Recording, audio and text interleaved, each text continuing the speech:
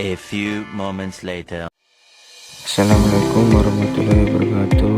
Perkenalkan, saya Muhammad Arif Afidul dari kelas 1B NIM 063. Saya akan mempresentasikan hasil tugas saya yang berjudul Kebutuhan Peserta Didik di Era Pasca Pandemi Pembelajaran Hybrid sebagai Solusi. Pasca pandemi, peserta didik memiliki kebutuhan dan ekspektasi baru dalam pembelajaran. Pembelajaran hybrid dianggap sebagai solusi strategis karena mampu menyesuaikan dengan perkembangan teknologi, kondisi psikologis, serta keberagaman kemampuan belajar siswa. Pembelajaran hybrid adalah penggabungan metode tatap muka offline dan daring online untuk fleksibilitas belajar dengan bimbingan guru. Bentuk penerapannya: 1. Kombinasi jadwal tatap muka dan daring.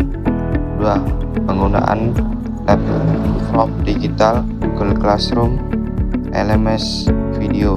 3. Pemberian tugas atau proyek yang diakses dan dikumpulkan online. 4. Penilaian kombinasi teks di kelas dan tugas online. 5.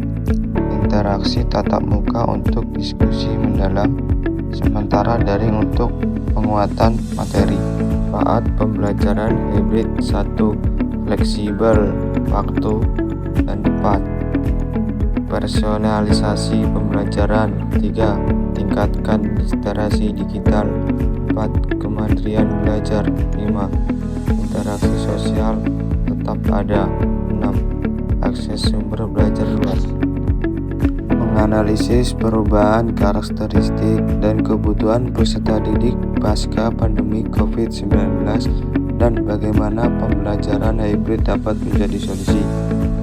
Karakteristik peserta didik pasca pandemi: 1.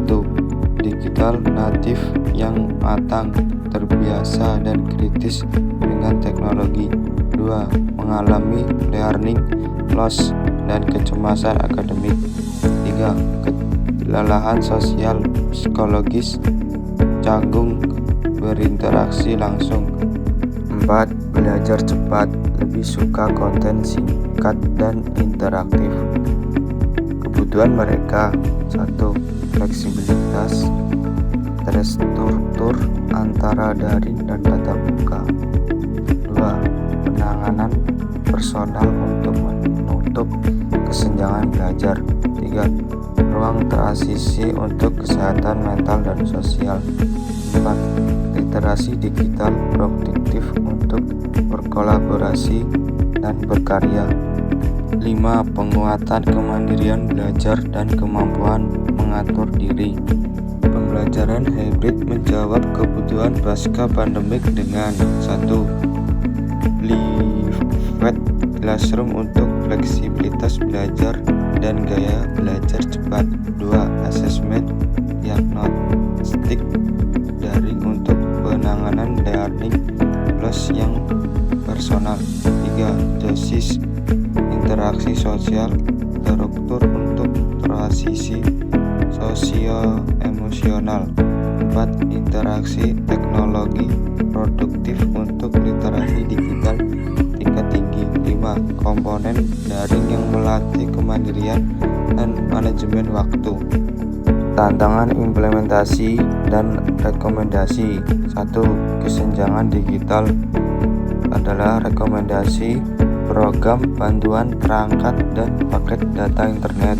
2. Kapasitas guru adalah rekomendasi pelatihan berkelanjutan untuk desain manajemen dan penilaian hybrid. 3. Budaya dan mindset adalah rekomendasi membangun pemahaman bersama bahwa hybrid adalah evolusi pendidikan, bukan sekedar gabungan daring luring. Jadi kesimpulannya adalah analisis ini menunjukkan bahwa peserta didik pasca pandemik adalah entitas baru dengan karakteristik dan kebutuhan yang telah berevolusi.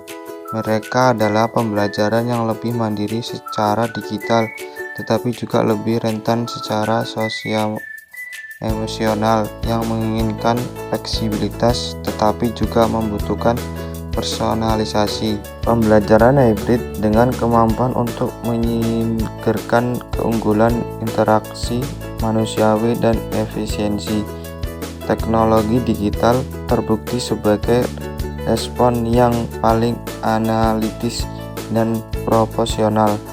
Ia bukan hanya solusi teknis, melainkan sebuah paradigma baru yang berpusat pada peserta didik, yang mempersiapkan mereka tidak hanya untuk menghadapi tantangan akademis hari ini, tetapi juga untuk menjadi pembelajaran yang tangguh dan adaptif di masa depan.